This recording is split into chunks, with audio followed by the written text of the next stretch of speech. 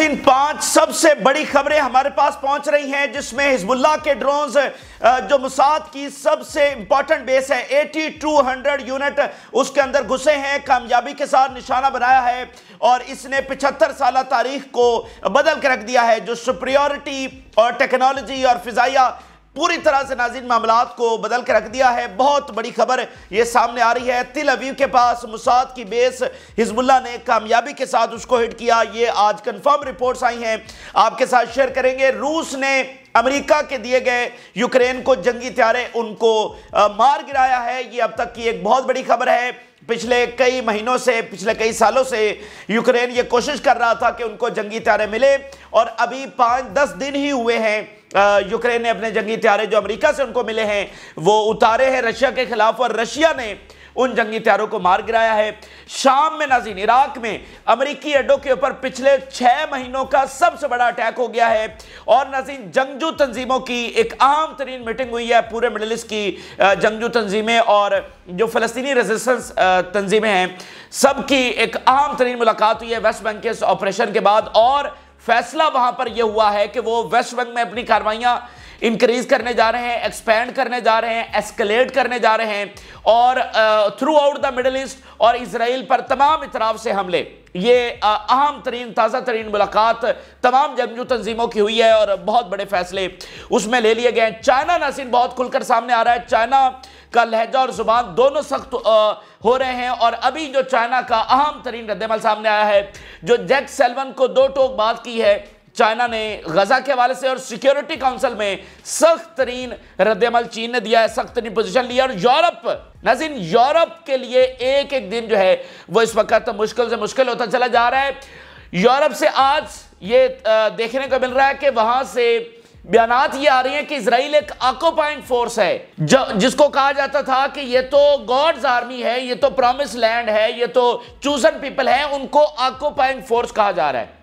ठीक है। और स्विट्जरलैंड जैसे मुल्क ने सिक्योरिटी काउंसिल में खड़े होकर कहा है कि अब सिक्योरिटी काउंसिल अपनी जिम्मेदारी से भाग नहीं सकती है और अब उसको एक्शन लेना होगा। ये स्विट्जरलैंड जैसा मुल्क जो है, और इससे पहले बेल्जियम की वज़ीर आज़म ने क्या कहा वो भी आपको पता है। उन्होंने जेनोसाइड का लफ्ज़ इस्तेमाल किया और कहा कि इसकी सज़ा मिलनी चाहिए, ये अनआंसर्ड और अनपुनिश्ड नहीं जाना चाहिए। और साथ यूरोप में इस वक्त मैसिव लेवल के ऊपर जो है वो कोशिश हो रही है, डिबेट हो रही है इजराइल को सैंक्शंस करने के हवाले से और साथ ये बयान आ रहे हैं गॉड्स आर्मी को आज ऑक्युपाइंग आर्मी कहा जा रहा है और स्विट्जरलैंड ये कह रहा है और बाकी मुल्क सिक्योरिटी काउंसिल में खड़े होकर कह रहे हैं कि अब जिम्मेदारियों से भागा नहीं जा सकता है। तो ये बहुत बड़ी खबरें हमारे पास हैं, एक एक करके आपके साथ शेयर करते हैं और हर खबर दूसरे से बड़ी खबर है। ये ताज़ा तरीन तफसीलात जिन लोगों ने चैनल को सब्सक्राइब नहीं किया उनसे रिक्वेस्ट करेंगे चैनल को जरूर सब्सक्राइब कर ले ताकि हर आने वाली वीडियो आप तक पहुंच सके। नज़ीर एक से बढ़कर एक खबर है, लेकिन सबसे पहले जो हिजबुल्लाह की जानिब से 8200 यूनिट को कामयाबी से निशाना बनाने की रिपोर्ट सामने आई है, जो कि हिस्टोरिक रिपोर्ट है जिसने 75 साल तारीख को बदल के रख दिया है और यूं समझ लें कि ये लिटरली इजराइल का इख्तिताम है। नाज़रीन जो हिजबुल्लाह ने बेरूत के रिवेंज के तौर पर इजराइल पर हमला किया था, अपने पहले फेज का आगाज किया था, 340 रॉकेट्स दागे थे और इजराइल ने इसे एक नाकाम तरीन हमला करार दिया था और कहा था कि हमने प्रीएम्प्टिव स्ट्राइक की है और जनाब 100 जंगी हथियार भेजे हैं। हिजबुल्लाह तो हज़ारों रॉकेट्स फायर करने वाली थी, लेकिन हमारी प्रीएम्प्टिव स्ट्राइक से हिजबुल्लाह को बहुत नुकसान हुआ, ये हुआ वो हुआ। बाद में एक एक दावा जो है वो झूठ साबित हुआ। इंडिपेंडेंट ज़राए से भी, इजराइल के अंदर से भी, लेबनान के अंदर जो फॉरेन और न्यूट्रल मीडिया मौजूद है उसने कंफर्म किया।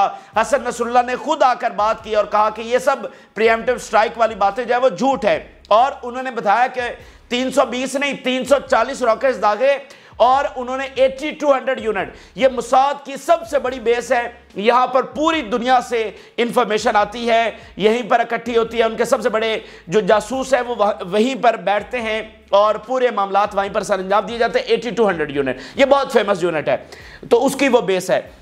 हसन नसरुल्लाह ने ये कंफर्म किया कि हमने इस बेस को कामयाबी के साथ निशाना बनाया है और इजराइल ने डेफिनेटली एज यूजुअल इनकार किया, लेकिन हसन नसरुल्लाह की बात मानी रखती थी, क्रेडिबिलिटी थी। 10 महीनों में 11 महीनों में सबने देखा जो हसन नसरुल्लाह ने बात की वो सच साबित हुई। तो इसके ऊपर फिर दुनिया का मीडिया, दुनिया की एजेंसीज लग गई, सैटेलाइट के जरिए देखा जाने लगा कि भाई इस बात में कितनी सच्चाई है। तो अब नाज़रीन उसके ऊपर रिपोर्ट सामने आई है और हिस्टोरिक रिपोर्ट है, पता यह चला है कि हाँ, कामयाबी से हिजबुल्लाह ने तेल अवीव के पास मोसाद की सबसे बड़ी बेस को कामयाबी से निशाना बनाया। 6 ड्रोन अंदर घुसे और उन्होंने पूरी एक्यूरेसी के साथ जाकर हिट किया। पहले सबूत मैं आपके सामने रख दूं। It has been confirmed from within the occupying entity that Hezbollah has indeed succeeded and certainly in the 40-day operation by hitting unit 8200। Israel के अंदर से भी अब इसकी कंफर्मेशन आ चुकी है कि जी हां, हिजबुल्लाह बहुत कामयाबी के साथ 8200 यूनिट बेस को निशाना बनाने में कामयाब हो चुकी है। ये 1.5 से 2 किलोमीटर की दूरी के ऊपर है तेल अवीव से। At least 6 resistance drone succeeded in penetrating Israeli air defences. कम से कम 6 ड्रोन है वो पेनिट्रेट किए एयर डिफेंस से और इस बेस को जाकर टकराए। It is completely confirmed that the 6 drones hit their targets with high accuracy inside the Glilot base. ये जो 8200 बेस है, गिलोत भी इसको कहते हैं, ये बिल्कुल हम कंफर्म कर रहे हैं कि 6 ड्रोन्स हाई एक्यूरेसी के साथ, खाली एक्यूरेसी के साथ नहीं, हाई एक्यूरेसी के साथ जब वो अंदर घुसे इस बेस में और जाकर टकराए हैं। जब अमेरिका हमला करता है, जब रशिया करता है, जब इधर चाइना, जर्मनी, बर्तानिया, जब ये मुल्क हमला करते हैं तो कहा जाता है हाई एक्यूरेसी, प्रिसाइज अटैक। जब F-35 जाकर बम गिराता है तो उसके लिए लफ्ज इस्तेमाल होता है हाई एक्यूरेसी। आज हिजबुल्लाह के लिए उन्होंने कहा तेल अवीव के पास सबसे बड़ी बेस को हाई एक्यूरेसी के साथ हिजबुल्लाह ने निशाना बनाया है। The occupation security forces imposed a tight security cordon around the Giloth base and within a perimeter of several kilometers after the operation। इस ऑपरेशन के बाद क्या हुआ कि इजराइल ने अपनी जो उस बेस के गिर्द कई किलोमीटर तक एक कॉर्डन ऑफ कर दिया उस पूरे एरिया को। इस बेस से कई किलोमीटर इर्द गिर्द का जो एरिया है उसको कॉर्डन ऑफ कर दिया कि कोई भी जा ना सके। बेस को बंद नहीं किया, कई किलोमीटर का एरिया ही बंद कर दिया, क्योंकि इससे बड़ी कोई तस्दीक हो नहीं सकती थी। तो उन्होंने मीडिया के ऊपर सेंसरशिप लगाई, वेस्टर्न मीडिया के ऊपर सेंसरशिप लगाई, हर तरह से ये बात रोकने की कोशिश की, छुपाने की कोशिश की कि जनाब ये तो हसन नसरुल्लाह झूठ बोल रहे हैं और इस बेस को निशाना नहीं बनाया गया। लेकिन ऐसी चीज़ें जो है वो कहाँ पर छुपाई जा सकती हैं। तो आप देखें ना कि हिजबुल्लाह के हमले के बाद जो देखा इजराइल में, हमने पैनिक और उनके हाथ पांव फूल गए थे और फिर वो फौरी इस चीज़ को छुपाने के लिए वेस्ट बैंक के ऊपर चढ़ दौड़े। आज वो सारी हकीकत जो है वो सामने आ गई है और ये इस जेनोसाइडल एंटिटी का इख्तिताम है। देखिए नाज़रीन, अब 11 महीने हो चुके हैं जंग को कवर करते हुए। अब आप इस जंग की तमाम डायनामिक्स से वाकिफ हैं कि ताकत क्या है, इसमें जीत क्या है, इसमें हार क्या है। तो आप अब इस बात को बहुत अच्छे तरीके से समझ गए हैं कि इसराइल के मुकाबले में फ़लस्तीन का कोई ऐसा इत्तेहादी मौजूद नहीं है जो इसराइल के अंदर स्ट्राइक कर सके।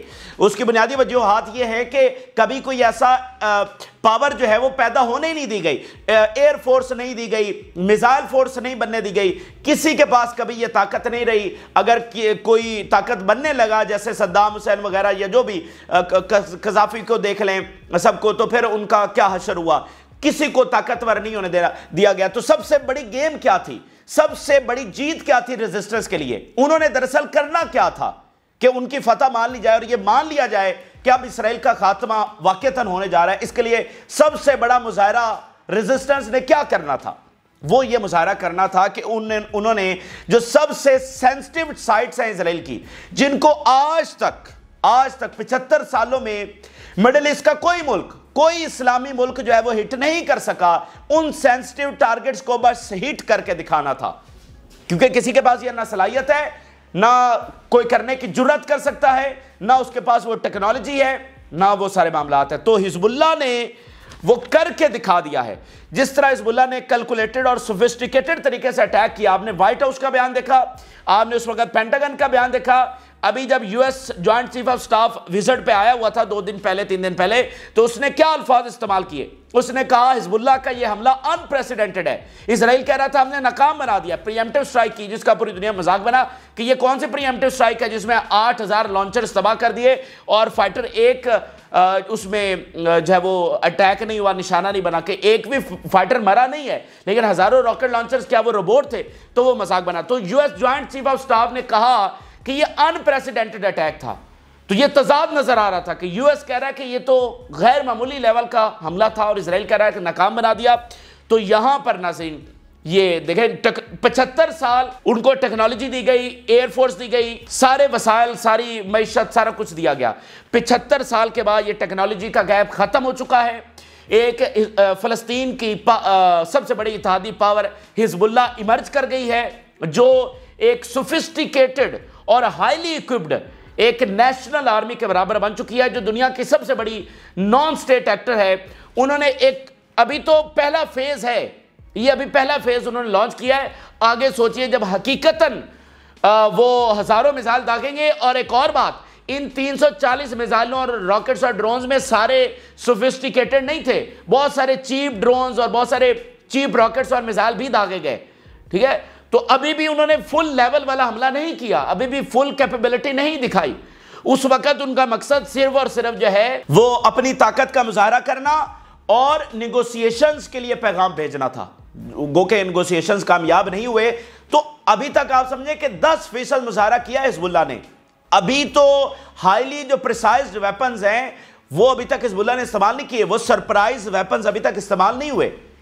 तो मुझे बताइए जब उनका दूसरा फेज होगा, जब तीसरा होगा, जब खुली जंग छिड़ जाएगी, जब ईरान अटैक करेगा। अभी यमन पता नहीं क्या कुछ लेकर बैठा हुआ है, जहां पर रूसी कमांडर खुद आकर बैठे हुए हैं। ऐसे दुनिया का निजाम नहीं चलता है जैसे ये इजराइल सोच रहा है। इजराइल क्या मतलब ये दुनिया की जागीर है कि ये जैसे करते चले जाएंगे वैसे दुनिया का निजाम चलेगा। अब इनकी बदमाशी का टाइम जो वो खत्म हो चुका है। ठीक है, सारी बात ताकत की है ना, पावर की है। आपके पास डंडा है तो आप मालिक हैं, तो डंडा जो है वो अब उनके हाथ से छीन लिया गया है।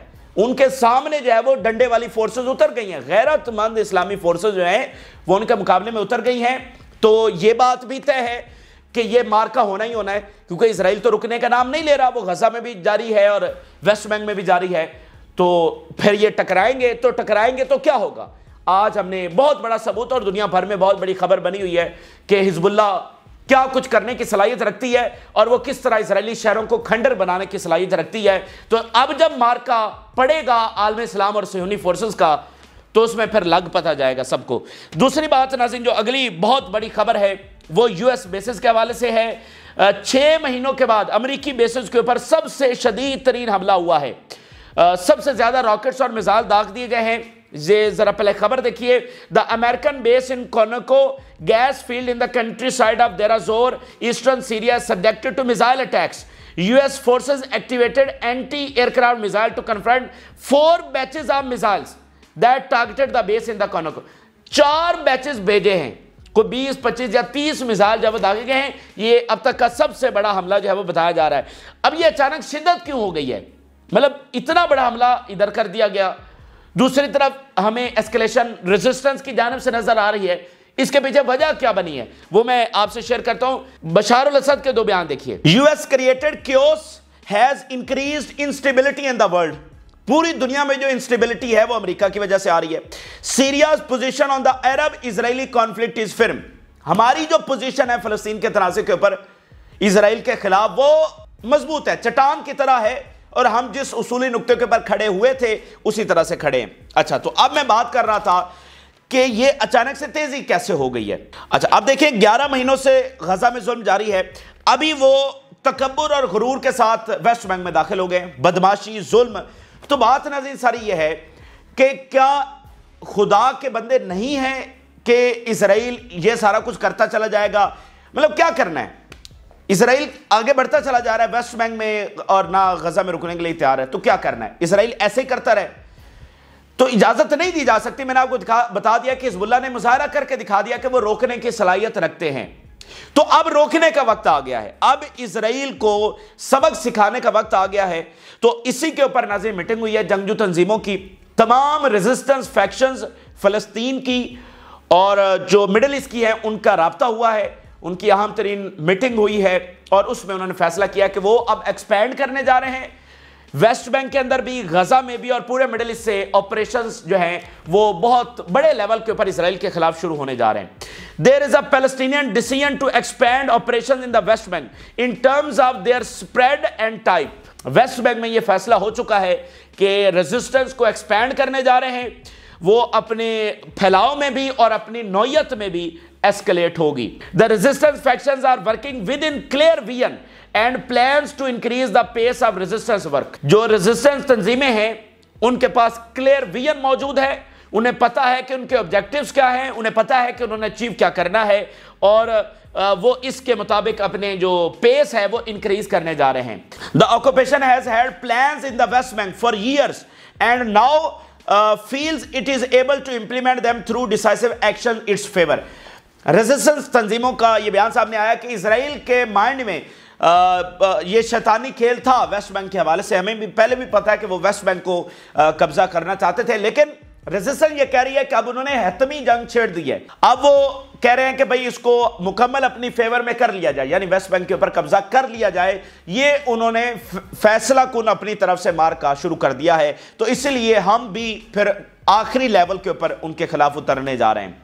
Israel has plans to end the resistance in West Bank, but these attempts have been failed, especially since most of these resistance are young people. Israel का पहले भी प्लान रहा है रेजिस्टेंस को खत्म करना, लेकिन वेस्ट बैंक में ये जो नौजवान रेजिस्टेंस आई है इसने इनके तमाम मंसूबों के ऊपर पानी फेर दिया है, और आगे भी जो है इनको पूरी तरह से शिकस्त ही होगी, और अब हम जो है वो एक्सपैंड करने जा रहे हैं। अब नाज़रीन, जो चौथी सबसे बड़ी खबर है वो चाइना के हवाले से है और साथ ही यूरोप के हवाले से।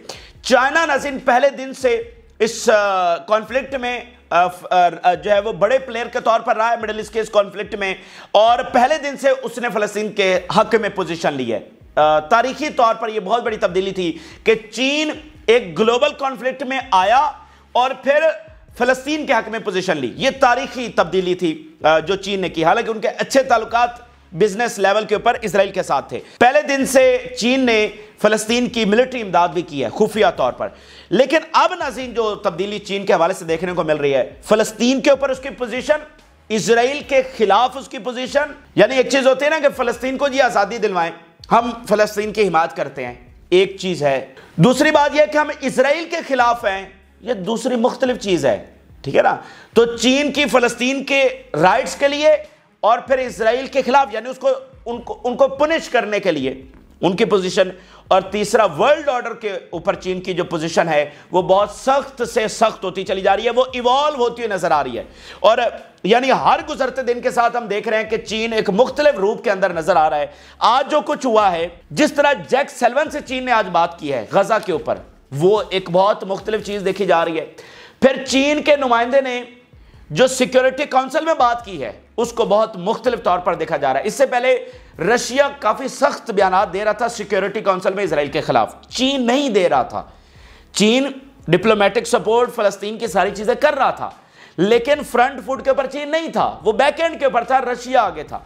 अब चीन खुलकर सामने आ रहा है इजराइल के खिलाफ, और मैं आपको बता चुका हूं चीन का एक एक इकदाम, उनका एक एक बयान वो मानी खेज होता है। वो बहुत राइट टाइम के ऊपर राइट बयान देते हैं और राइट एक्शन लेते हैं, और जो वो करते हैं, जो वो कहते हैं, उसके पीछे एक पूरी साइंस होती है, एक पूरा थॉट प्रोसेस होता है। जब वो कोई बात करते हैं तो फिर वो करके भी दिखाते हैं। मतलब इनका बिल्कुल एक डिफरेंट तरीकाकार है, हिकमत अमली है, अमेरिका से बिल्कुल मुख्तलिफ। ऐसा नहीं है कि जनाब हमास पहले दिन से सीज़फायर के लिए चीख रही हो और चाइना कहे कि नहीं जी हमास ही जिम्मेदार है, इजराइल तो चाहता है सीज़फायर करना। आप देखें ऐसे नहीं होता, ठीक है, और ना दुनिया ऐसे चल सकती है। कितने दिन अमेरिका ने बेवकूफ़ बनाया, सबको पता है। आज अरब भी ब्लिंकन के बयान को इंडोर्स करने के लिए तैयार नहीं है। कितने दिन आप बेवकूफ़ बनाएंगे, आपका टाइम जो है वो खत्म हो चुका है। तो चीन ने जो सिक्योरिटी काउंसिल में बात की, उन्होंने कहा वेस्ट बैंक में जो कुछ इजराइल कर रहा है सख्त तरीन मजम्मत करते हैं, और अब वक्त आ गया है और हमें हर सूरत में इजराइल को रोकना होगा कि वेस्ट बैंक गजा ना बने। चीन का अहम तरीन बयान था कि वेस्ट बैंक को हम किसी सूरत गजा नहीं बनने देंगे, और सख्त तरीन मजम्मत करते हैं, ठीक है। ये अब तक के एक्सपर्ट्स के मुताबिक सख्त तरीन, जो मैं चीन का एक एक लफ्ज एक एक वर्ड मैटर करता है। तो उन्होंने, और फिर जैक सेल्वन इस वक्त चाइना में, उनको वाजे उन्होंने गजा के हवाले से बात की है कि मामलात हाथों से निकल रहे हैं और हमारी स्ट्रॉन्ग पोजीशन है। शी जिनपिंग ने कहा है कि अगर फ़लस्तीनी रियासत के बगैर कोई सोच रहा है कि नया मिडिल ईस्ट बनाएगा तो वो भूल जाए, ठीक है। अच्छा, आगे नजर चलते हैं तो यूरोप पहले दिन से इजराइल के साथ खड़ा है, और गजा में जो नस्लकुशी हुई, यूरोप ने हथियार भेजे, डिप्लोमेटिक सपोर्ट दी, आंख और कान जो है वो बंद किए रखे जो गजा के मासूमों की चीखें हैं। लेकिन अब मसला क्या हो रहा है? मसला नाज़रीन ये हो रहा है कि जंग तो रुक नहीं रही और इजराइल को कोई अचीवमेंट नहीं हो रही, और दुनिया भर में ये मतलब देख रही है दुनिया के क्या हो रहा है, यूरोप के लोग देख रहे हैं। तो अब यूरोप जो है वो दिन ब दिन, हर गुजरते दिन के साथ वो अपने आप को डिटैच कर रहा है और इसराइल के साथ खड़ा नहीं हो सकता। यानी जो कुछ हुआ ये हिस्सेदार हैं, लेकिन अब वो इसके साथ अपने आप को अटैच नहीं कर सकते। जो एक बलि का बकरा होता है ना, आपने ये लफ्ज़ सुना होगा, बल्कि उर्दुगान ने भी बड़ा इस हवाले ज़बरदस्त उन्होंने बात की थी कि वक्त आएगा कि ये जो है ना बलि का बकरा बनेगा नेतन्याहू और इसराइल। तो देखें, इसराइल वेस्ट का एसेट समझा जाता था, लेकिन अब इसराइल उनके लिए लायबिलिटी बन चुका है। उनके लिए जितने मसाइल पैदा हो रहे हैं वो इसराइल की वजह से पैदा हो रहे हैं। तो देखें, जब जहाज डूबता है तो वो जुतारा करते हैं, तो अब ये इस डूबते जहाज पर यूरोप खड़ा होना अफोर्ड नहीं कर सकता है। तो इसीलिए उनके बयान जो हैं वो हैरान कुन सतह के ऊपर उनके एक्शंस और बयान वो बदलते चले जा रहे हैं। तो सदियों के ऊपर मुबनी ये ताज, फॉर सेंचुरीज, ये आज तारीखी तब्दीली इस हवाले से आ रही है कि सदियों का ये ताज है वो खत्म हो रहा है। सिर्फ दो स्टेटमेंट मैं आपके सामने रखूंगा। स्विट्जरलैंड की स्टेटमेंट सिक्योरिटी काउंसिल में, Security Council must be prepare to act. ठीक है, अभी वो पोलियो का मसला बना हुआ है और वो वैक्सीन नहीं होने दे रहा, वहां पर बच्चों में पोलियो वायरस फैल गया है। ये अफसोसनाक खबरें वहां से आ रही हैं। मैंने आपको बताया ना कि जुल्म तमाम रेड लाइंस क्रॉस कर चुका है। तो ये दुनिया मतलब इसराइल की थोड़ी है, मतलब उसकी बदमाशी चलती रहेगी, तो कोई रोकने वाले उसके नहीं, उसके खिलाफ दुनिया में कोई नहीं है रोकने वाला।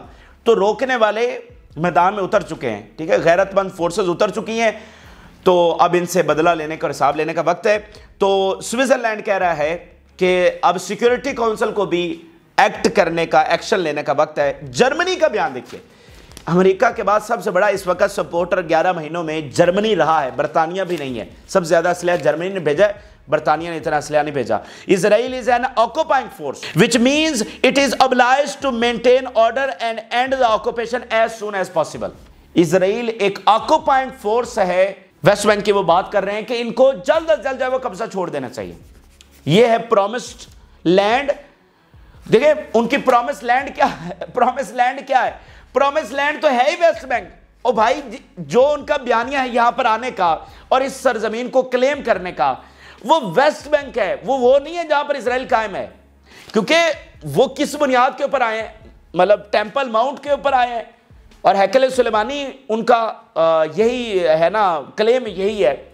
तो अगर वेस्ट बैंक नहीं है उनके पास, अगर यरूशलेम नहीं है उनके पास, तो फिर उनका क्लेम कैसे साबित होगा?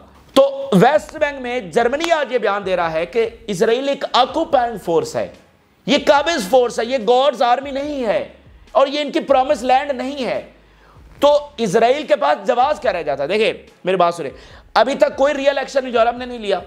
अभी हम बयानात देख रहे हैं कि बयानात में तब्दीली आ रही है। छोड़े इन बयानात को, छोड़े इन एक्शन को कि यूरोपियन गवर्नमेंट्स क्या एक्शन लेती है। मेरे नजदीक जो सबसे इंपॉर्टेंट बात है कि यूरोपीय अवाम के सामने जो इनकी मोरालिटी है कि जी प्रॉमिस लैंड, हम गॉड्स चूजन पीपल, ये जो चीज खत्म हो रही है ना, यही बेसिकली इनका खात्मा है। इनकी ये जो सारी इमारत खड़ी है, देखे आज मैक्रोन है तो मैक्रोन तो नहीं होगा, कल को नया कोई आ जाएगा। इधर बरतानिया का वज़ीर आज़म आज या कल दूसरा होगा। अभी जर्मनी में जो है वो चांसलर साहब, वो सबसे अनपॉपुलर हो गए। अभी वहां पर इलेक्शन हो रहा है, सबसे नीचे पार्टी किसकी है? जर्मन चांसलर की। और कर ले मदद। मैंने आपको बताया था ना, बहुत सारे तख्त निकले जाएंगे। आप एक एक इलेक्शन में देख लिए, बाइडेन से शुरू करें, बरतानिया से आपने देखा, हार वो हुक्मरान जिसने इजराइल को सपोर्ट किया, जब उसके मुल्क में इलेक्शन हो रहा है वो हार नहीं रहा, इबरतनाक शिकस्त मिल रही है। ऋषि सुनक के साथ क्या हुआ? अभी जर्मनी में इलेक्शन हो रहा है, इसकी जो पार्टी है चांसलर की सबसे निचले नंबर के ऊपर है। ठीक है, तो आप अंदाजा करें, वो मैक्रोन भी मतलब वो बहुत अनपॉपुलर हुआ, वहां पर बहुत उसने गेम चली और इत्तेहाद बनाया, लेकिन अवाम मतलब उसके टोटल खिलाफ हो चुकी थी। अच्छा, तो अब आप जरा देखें कि हमारे नजदीक जो सबसे इंपॉर्टेंट बात है कि गवर्नमेंट्स तो रहनी है, वो चेंज होती रहेंगी, वो थोड़ी है कि जो हुक्मरान है वो हमेशा रहना है। असल बात तो अवाम की है कि अवाम किसको सपोर्ट करते हैं। तो अवाम इसराइल को क्यों सपोर्ट करते हैं? क्योंकि वो इसको मजहबी फरीजा समझते हैं। तो अगर ये क्लेम खत्म हो जाएगा तो इसराइल वैसे ही खत्म हो जाएगा। असल बात इस चीज में उनकी, ये जो तोते की जान है ना, ये तोते की जान इस बयानिए में है और किसी चीज में नहीं है, ये बात ज़हन में रखे। तो हमारे नजदीक जो सबसे बड़ा जीत है फलस्तीन के मुकदमे की, वो ये है कि वो उनको ऑक्युपाइंग कह रहे हैं, तुम तो जालिम हो, काबिज जो है उससे बड़ा जालिम और कौन होता है। अच्छा, आखिर में जो सबसे बड़ी खबर है वो रशिया से है। ज़ेलेंस्की साहब ने इतने मिन्नत तरले किए कि जंगी जहाज दे दो, जंगी जहाज दे दो। 1-1.5 साल से ये चल रहा था कि पहले डिस्कस हुआ, फिर अभी मिले, अभी आपके ये सारी चीज़ें आपके सामने ही हुई, जो जंगी त्यारे मिले जनाब, वो रशिया ने गिराने शुरू कर दिए। रशिया ने F-16 त्यारे जो इतनी मुश्किलों से मिले, अब वो गिराने शुरू कर दिए। अच्छा, तो अब मसला ये बन गया है कि वो 10 उनको पहुंचे थे, पहली डिलीवरी में 10 पहुंचे थे, अब पीछे फड्डा पड़ गया है। अब अमेरिका कह रहा है कि अच्छा मजीद दे ना दे। यूरोप में फड्डा पड़ा हुआ है कि अब क्या करे, मतलब यूरोप अलग से दे रहा है, अमेरिका अलग से दे रहा है, तो वहां पर बहुत ज्यादा ऑलरेडी अवाम में यूक्रेन जंग के खिलाफ बहुत रिजेंटमेंट है और नेटो के खिलाफ बहुत ज्यादा रिजेंटमेंट है। अभी ये जो जर्मनी का इलेक्शन हो रहा है, ये बहुत किसी वक्त तफसील से बात करेंगे, बड़ी इंपॉर्टेंस है वहां पर। जो ईस्टर्न जर्मनी है, वहां पर जो पार्टियां इस वक्त जीत रही हैं, नंबर 1 है, वो प्रो रशिया है, वो प्रो प्यूटन है, वो एंटी नेटो है, वो एंटी यूक्रेन वॉर है। तो ये इतनी बड़ी तब्दीली है जो इस वक्त आ रही है। यूरोप के अवाम फलस्तीन के साथ खड़े हो रहे हैं, वो एंटी नेटो हो गए हैं, वो एंटी यूक्रेन वॉर हो गए हैं। तो कब तक ये इनका खेल चलेगा? ये इनका खेल खत्म हो रहा है और इनके बयानात नजर आ रहे हैं और वो इस डूबते जहाज पर बिल्कुल खड़े नहीं होना चाहते। देखिए, माजी कुछ और था, आज सारी दुनिया देख रही है, कोई मुल्क अफोर्ड नहीं कर सकता। और मैं आपको बता दूं, असल जो पावर होती है वो सॉफ्ट पावर होती है, हार्ड पावर से कोई आप नहीं जारी रख सकते। सॉफ्ट पावर होती है, जैसे अमेरिका की एक सॉफ्ट पावर है कि उस वैल्यूज, ह्यूमन राइट्स, फिल्में, लिटरेचर, उनके ज़बरदस्त लोग, ये सॉफ्ट पावर है। आपका अमेरिका के बारे में कैसा ज़बरदस्त तासुर जाता है। तो अभी आप देखें यूरोप के हवाले से क्या इमेज बना हुआ है, अमेरिका के हवाले से क्या इमेज है। तो सॉफ्ट पावर मैटर करती है और वो इन्होंने खो दी है, इसलिए अब ये इस जहाज़ के ऊपर खड़े नहीं होना चाहते। ये अहम तरीन, ताज़ा तरीन हक़ाइक़ हमने आपके साथ शेयर किया। आपने राय ज़रूर आगाह करें। जिन लोगों ने चैनल को सब्सक्राइब नहीं किया, उनसे रिक्वेस्ट करेंगे कि चैनल को ज़रूर सब्सक्राइब कर लें ताकि हर आने वाली वीडियो आप तक पहुँच सके। इजाज़त दीजिए, अल्लाह हाफ़िज़।